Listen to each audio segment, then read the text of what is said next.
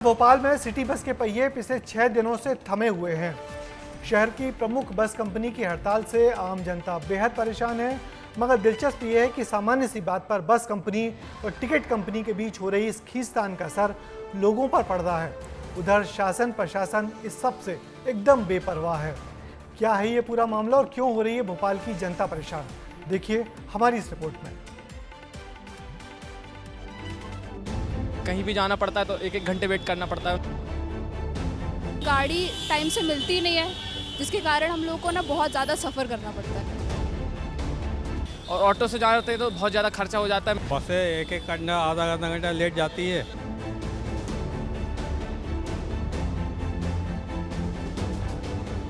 कतारों में खड़ी ये सिटी बसें राजधानी की लाइफलाइन कही जाती हैं। हजारों की संख्या में लोग इन पर निर्भर रहते हैं, लेकिन पिछले 6 दिनों से इनके पहिए थमे हुए हैं। 6 रूट पर चलने वाली 149 बसें गुरुवार से ही बंद हैं, जिसका खामियाजा स्टूडेंट सहित बुजुर्गों को भी भुगतना पड़ रहा है। और हमारे बहुत से अर्जेंट काम है, हमको दिक्कत हो रही है, जल्दी जाना है। टैक्सी वाले ज़्यादा पैसा लेते हैं। अब बसें एक घंटा आधा घंटा लेट जाती है, तो अब लोग परेशान हैं। हमको बहुत ज़रूरी काम है घर पे, लेकिन जा नहीं पा रहे हैं घर। टैक्सी वाले ज़्यादा पैसा लेते हैं। कई रोड की बसें नहीं चल रही, तो जो अपनी सीएनजी गाड़ी चल रही है ना, तो उसमें अपन कई जगह से मतलब छोड़ देते हैं, इनको जाने में सहूलियत मिल जाती है। वो पहुंच जाते हैं। हाँ, थोड़ी बहुत उलझने तो होती हैं, तो बाद में इनको पता चलता है कि बंद होगी। और ऑलरेडी सबको पता है, जिनके पास कार्ड है उनको सबको पता है कि बस बंद है।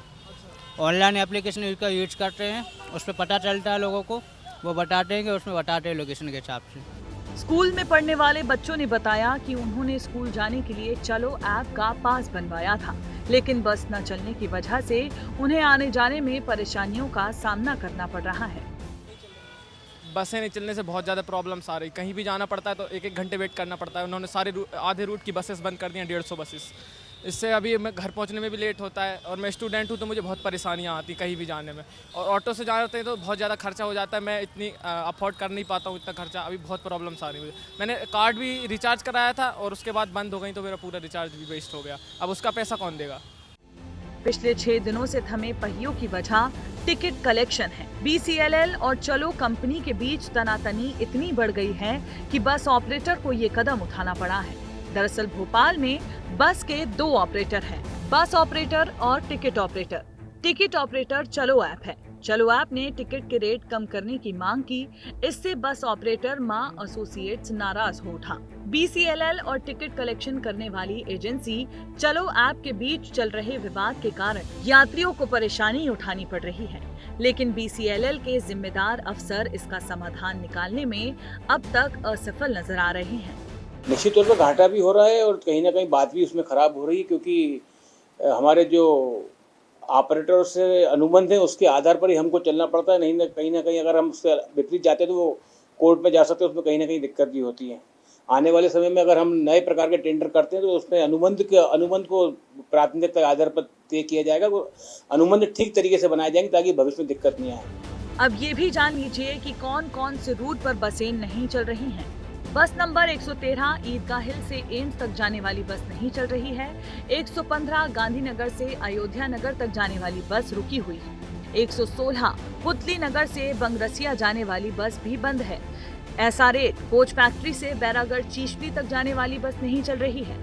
TR1 आकृति इको सिटी से चिरायू हॉस्पिटल तक जाती है। 208 कोकता से लालघाटी जाने वाली बस थमी हुई है। गांधीनगर से अयोध्या नगर तक चलने वाली 17 बसें हैं जो नहीं चल रही हैं। ठीक ऐसे ही ईदगाह हिल से एम्स तक जाने वाली 10 बसें, करोन से बैरागढ़ चीचली तक जाने वाली 10 बसें सहित 149 बसें खड़ी हुई हैं। भोपाल जैसे बड़े शहर में सिटी बसें लाइफलाइन होती हैं।